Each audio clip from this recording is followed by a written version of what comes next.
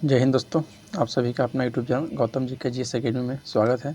दोस्तों हम लोग इसमें ज्ञान बिंदु जीएस एकेडमी का जो बिहार 1275 के लिए दोस्तों मेंस का देख रहे हैं सीरीज, जिसमें आज हम लोग टेस्ट नंबर 6 देखने वाले हैं। चलिए, पहला क्वेश्चन कहता है कि सूर्य की फोटोग्राफी का उपकरण है। तो सूर्य का फोटोग्राफी का जो उपकरण है उसे बोलते हैं स्पेक्ट्रोहेलियोग्राफ। ऑप्शन नंबर इसका सी राइट हो जाएगा। याद रखिएगा, ऑप्शन नंबर सी स्पेक्ट्रोहेलियोग्राफ सूर्य की फोटोग्राफी का यह उपकरण है। नेक्स्ट है, जब कोई व्यक्ति नाव से कूदता है तो नाव पीछे खिसकती है, इसका क्या कारण है। देखिए दोस्तों, क्रिया प्रतिक्रिया बोल रहा है, यानी कि हो जाएगा तृतीय न्यूटन के तृतीय नियम हो जाएगा, यानी कि गति का तृतीय नियम। तो दो का सी हो जाएगा, संयुक्त संरक्षण का सिद्धांत हो जाएगा। बोल रहा है दोस्तों कि जब कोई व्यक्ति नाव से कूदता है तो नाव के पीछे खिसकती है। तो यह दोस्तों संयुक्त संरक्षण का सिद्धांत पर कार्य करती है और न्यूटन का दोस्तों तृतीय नियम भी इसमें लागू हो सकता है। तो चलिए नेक्स्ट क्वेश्चन पाते हैं। बोला कि निम्नलिखित में से किस घर्षण बल का मान सबसे कम होता है। तो राइट आंसर हो जाएगा ऑप्शन नंबर ए। देखिए, इलेक्ट्रॉनिक घर्षण बल का मान सबसे कम हो जाएगा, याद रखिएगा। नेक्स्ट है, तापगतिक का प्रथम नियम सामान्यतः किससे संबंध मामला है। तो तापगति का कहा है, तो ऑप्शन नंबर 4 का हो जाएगा दोस्तों डी, ऊर्जा का संरक्षण नियम। याद रखिएगा, ऊर्जा का जो संरक्षण नियम है यह तापगति का प्रथम नियम है। चलिए नेक्स्ट पाते हैं। नेक्स्ट कह रहा है कि दूर संचार के लिए प्रयुक्त तरंगे हैं। तो दूर संचार के लिए जो प्रयुक्त तरंगे हैं वो माइक्रोवेव हो जाएगा, ऑप्शन नंबर ए इसका राइट है। नेक्स्ट पाते हैं, तापमान बढ़ाने पर अर्धचालक की विद्युत चालकता पर क्या प्रभाव पड़ेगा। तो याद रखिएगा, विद्युत चालकता दोस्तों बढ़ जाएगी जब तापमान बढ़ाने पर अर्धचालक की जो विद्युत चालकता होता है वह बढ़ जाएगा। नेक्स्ट पाते हैं, स्थिर ताप पर गैस को निश्चित मात्रा का दाब उसके आयतन के व्युत्क्रमानुपाती होता है, यह नियम संबंधित है। तो यह नियम दोस्तों बॉयल के नियम से संबंधित है, याद रखिएगा। जब भी कहेगा अगर दोस्तों ताप को स्थिर कर देगा और गैस को निश्चित मात्रा का दाब उसके आयतन के अगर जहाँ व्युत्क्रमानुपाती होता है तो वहाँ दोस्तों याद रखिएगा बॉयल का नियम लागू होता है। नेक्स्ट है, निम्नलिखित में से कौन सा अक्रिय गैस है। तो देखिए, इसमें से दोस्तों कौन सा यह अक्रिय गैस है। तो 8 का आपका राइट आंसर हो जाएगा ऑप्शन नंबर, देखिए हीलियम भी दोस्तों अक्रिय गैस है, आर्गन भी अक्रिय गैस है और जेनॉन भी अक्रिय गैस है। तो ऑप्शन नंबर डी हो जाएगा उपयुक्त सभी। नेक्स्ट पाते हैं। नेक्स्ट बोलता है कि दानेदार जस्ते पर तनु सल्फ्यूरिक अम्ल की अभिक्रिया से निर्माण होता है। तो याद रखिएगा कौन सा दोस्तों, तो हाइड्रोजन गैस। याद रखिएगा, जब दानेदार जस्ते पर तनु सल्फ्यूरिक अम्ल की अभिक्रिया से निर्माण कौन सा गैस होता है, तो हाइड्रोजन गैस, याद रखिएगा। नेक्स्ट है, निम्नलिखित में से किसका एक प्रचलित नाम नीलाथोथा है। तो नीलाथोथा प्रचलित नाम किसका है। तो नीलाथोथा याद रखिएगा दोस्तों कॉपर सल्फेट हो जाएगा, ऑप्शन नंबर बी इसका राइट, कॉपर सल्फेट। चलिए नेक्स्ट क्वेश्चन पाते हैं। क्वेश्चन नंबर देखिए 11, निम्नलिखित में से किसकी अभिक्रियाशीलता सर्वाधिक है। तो कि देखिए दोस्तों, जो ऑप्शन दिया गया है इसमें सबसे ज़्यादा अभिक्रियाशीलता किसका है। तो राइट आंसर हो जाएगा जिंक, ऑप्शन नंबर सी। चलिए नेक्स्ट पाते हैं। क्वेश्चन नंबर 12 बोलता है कि काले पड़े पुराने तेल चित्रों का रंग उभारने पर किसका प्रयोग किया जाता है। तो याद रखिएगा दोस्तों हाइड्रोजन पेरोक्साइड को दोस्तों उपयोग किया जाता है, याद रखिएगा। नेक्स्ट है, डाइस्टम क्लोरेला आदि किस समूह के जीव है। डाइस्टम क्लोरेला आदि किस समूह के जीव है। तो यह दोस्तों प्रोटिस्टा का हो जाएगा, याद रखिएगा ऑप्शन नंबर सी। नेक्स्ट है, निम्न में से किस कोशिका द्रवी कोशिकाओं को यूकैरियोटिक कोशिकाओं के भीतर प्रोकैरियोटिक कोशिकाएं माना जाता है। तो राइट हो जाएगा दोस्तों ऑप्शन नंबर ए, सूत्रकणिका, याद रखिएगा। नेक्स्ट पाते हैं, निम्नलिखित में से कौन ग्लूकोज को ग्लाइकोजन के रूप में संचित रखता है। तो राइट आंसर हो जाएगा ऑप्शन नंबर डी दोस्तों यकृत, याद रखिएगा। यकृत दोस्तों ग्लूकोज को ग्लाइकोजन के रूप में संचित रखता है। क्वेश्चन नंबर 16 कहता है कि निम्नलिखित में से कौन सा हार्मोन रक्त में कैल्शियम की मात्रा को नियंत्रित करता है। तो कैल्शियम की मात्रा को नियंत्रित कौन सा करता है दोस्तों, तो याद रखिएगा parathyroid hormone, option number B हो जाएगा। नेक्स्ट है, प्रोटीन की कमी तथा प्रोटीन उपापचय की गड़बड़ियाँ किस हार्मोन के कारण होती हैं। तो याद रखिएगा या दोस्तों गंधक के कारण दोस्तों प्रोटीन की कमी तथा प्रोटीन उपापचय की गड़बड़ियाँ होती है, याद रखिएगा। नेक्स्ट बात है, देखिए दोस्तों, अगर इसका PDF आप लोग को चाहिए तो हमारे डिस्क्रिप्शन में टेलीग्राम का लिंक दिया गया है। उस लिंक के माध्यम से दोस्तों आप टेलीग्राम में ज्वाइन हो जाइए, और आप हमारे यूट्यूब चैनल पर आप पहली बार आए हैं तो चैनल को सब्सक्राइब कर लीजिए और बेल आइकन को प्रेस कर लीजिए, ताकि कोई भी नोटिफिकेशन हो और सबसे पहले आपके पास पहुँच जाए। नेक्स्ट क्वेश्चन कहता है दोस्तों कि पादपों में किस प्रक्रिया द्वारा जल का अवशोषण होता है। तो पादपों में दोस्तों किस प्रक्रिया द्वारा जल का अवशोषण होता है, तो ऑप्शन नंबर ए हो जाएगा, प्रासरण के द्वारा, याद रखिएगा। नेक्स्ट, निम्नलिखित में से किस बीमारियां में एक्स क्रोमोसोम का अभाव होता है। तो एक्स क्रोमोसोम का दोस्तों अभाव कहेगा तो टर्नर सिंड्रोम में, याद रखिएगा।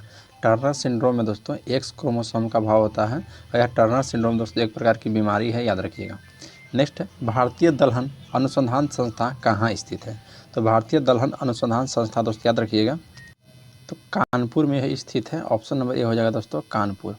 चलिए नेक्स्ट है, the story of Indian archaeology किसकी पुस्तक है। तो the story of Indian archaeology पुस्तक दोस्तों याद रखिएगा एस.एन. राव की है। ऑप्शन नंबर दोस्तों ए इसका राइट हो जाएगा, एस.एन. राव। नेक्स्ट है, अखिल बंगाल सविनय अवज्ञा परिषद का गठन निम्नलिखित में से किसने किया था। तो यह दोस्तों याद रखिएगा एम सेन के द्वारा किया गया था दोस्तों, एम सेन गुरुवा के द्वारा, JM सेन गुरुवा के द्वारा। तो राइट आंसर हो जाएगा ऑप्शन नंबर डी। नेक्स्ट है क्वेश्चन नंबर दोस्तों 23, बोलता है कि असहयोग आंदोलन के संदर्भ में निम्नलिखित में से कौन सा सही नहीं है। तो देखिए दोस्तों, पहला ऑप्शन है कि फरवरी 1922 ईस्वी में हिंसा की एक घटना का कारण गांधी जी को असहयोग आंदोलन वापस लेना पड़ा था। हाँ दोस्तों, सही बात है, जो चौरी चौरा कांड था उसी के कारण दोस्तों इनको वापस लिया गया था असहयोग आंदोलन को। फिर है कि असहयोग आंदोलन के कारण मार्च 1922 में गांधी जी राजद्रोह के आरोप में गिरफ्तार कर लिए गए थे। वही दोस्तों जो चौरा चौरी कांड हुआ था उसी में राजद्रोह के आरोप लगाकर गिरफ्तार कर लिया गया था महात्मा गांधी जी को, ये भी सही है। फिर बोलता है कि असहयोग आंदोलन में किसान, श्रमिकों और कारीगरों ने भी भाग नहीं लिया। सही बात है दोस्तों, असहयोग आंदोलन में किसान, श्रमिक और कारीगर भी भाग नहीं लिया। फिर बोलता है कि JD बिरला ने राष्ट्रीय आंदोलन का खुला समर्थन किया था। तो इसका राइट आंसर है दोस्तों 24 का ऑप्शन नंबर डी। कौन सा नहीं है दोस्तों, तो ये आपका नहीं है, तो ऑप्शन नंबर डी इसका राइट हो जाएगा। चलिए नेक्स्ट क्वेश्चन पे आते हैं। क्वेश्चन नंबर 24 बोलता है कि पाकिस्तान शब्द का जन्मदाता किसे कहा जाता है। तो पाकिस्तान शब्द का दोस्तों जन्मदाता किसे कहा जाता है, तो याद रखिएगा चौधरी रहमत अली। पाकिस्तान शब्द का जन्मदाता दोस्तों चौधरी रहमत अली। किस गवर्नर जनरल ने नरबली प्रथा पर रोक लगाया था। तो नरबली प्रथा पर किस गवर्नर जनरल ने रोक लगाया था, तो याद रखिएगा लॉर्ड हार्डिंग। लॉर्ड हार्डिंग जो है यह नरबली प्रथा पर रोक लगाया था। निम्नलिखित में से किसी की एक प्रमुख विशेषता स्थानीय शासन थी। तो याद रखिएगा चोल शासन की दोस्तों, चोल शासन की एक प्रमुख विशेषता स्थानीय शासन थी, याद रखिएगा। नेक्स्ट पाते हैं, मेगुती मंदिर का निर्माण किसने करवाया था। तो मेगुती मंदिर का निर्माण याद रखिएगा पुलकेशी द्वितीय ने करवाया था। मेगुती मंदिर का निर्माण पुलकेशी द्वितीय। नेक्स्ट है, अशोक के किस शिलालेख में धम्म की व्याख्या की गई है। तो अशोक के किस शिलालेख में दोस्तों धम्म की व्याख्या की गई है, याद रखिएगा 11वां शिलालेख में। अशोक की जो 11वां शिलालेख है इसमें धम्म की व्याख्या की गई है, याद रखिएगा। इस्लामी वास्तुकला का रत्न कहा जाता है। तो इस्लामी वास्तुकला का दोस्तों रत्न कहा जाता है अलाई दरवाज़ा को, याद रखिएगा अलाई दरवाज़ा को इस्लामी वास्तुकला का रत्न कहा जाता है। नेक्स्ट है, प्रबोध चंद्रोदय की रचना किसने किया था। तो याद रखिएगा प्रबोध चंद्रोदय की रचना आपसे पूछेगा तो कृष्ण मिश्र के द्वारा किया गया था। तो ऑप्शन नंबर ए इसका राइट हो जाएगा। नेक्स्ट है, मुगल काल में सिकदार नामक अधिकारी का प्रमुख होता था। तो देखिए दोस्तों जो मुगल काल में सिकदार नामक अधिकारी होता है तो वह किसका प्रमुख होता था ये पूछा है। तो याद रखिएगा वह परगाने का प्रमुख अधिकारी होता था दोस्तों, सिकदार, याद रखिएगा। चलिए नेक्स्ट पाते हैं।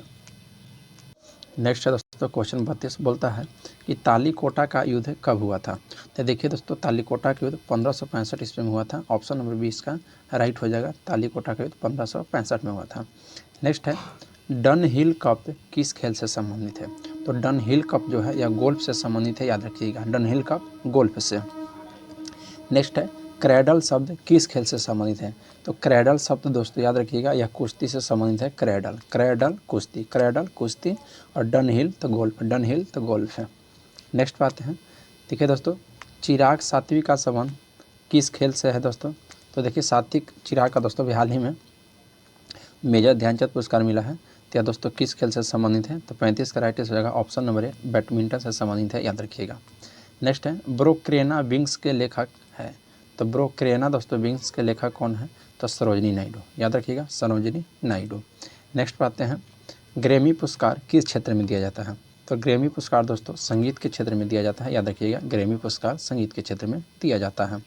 नेक्स्ट पर आते हैं विश्व रक्तदाता, देखिए दोस्तों विश्व रक्तदान दिवस किस तिथि को मनाया जाता है, तो विश्व रक्तदान दोस्तों याद रखिएगा 14 जून को मनाया जाता है, 14 जून को विश्व रक्तदान दिवस मनाया जाता है।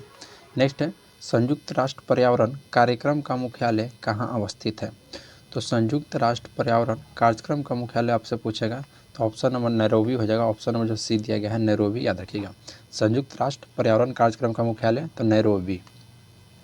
नेक्स्ट है अल मुखबरात किस देश की गुप्तचर संस्था है, तो अल मुखबरात दोस्तों यह याद रखिएगा इराक की, किसका, तो इराक की यह गुप्तचर संस्था है अल मुखबरात।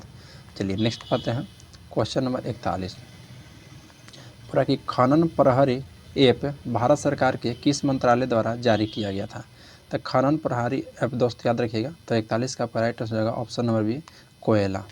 देखिए दोस्तों कोयला मंत्रालय द्वारा यह जारी किया गया था खनन प्रहरी ऐप। नेक्स्ट है FIH महिला goalkeeper of the year award तीसरी बार किस भारतीय ने जीता है, देखिए राइट आंसर हो जाएगा option number C Savita. Savita का दोस्तों याद रखिएगा इसको FIH महिला goalkeeper of the year award तीसरी बार दोस्तों मिला है, या भारतीय को याद रखिएगा सविता जो है भारतीय की है।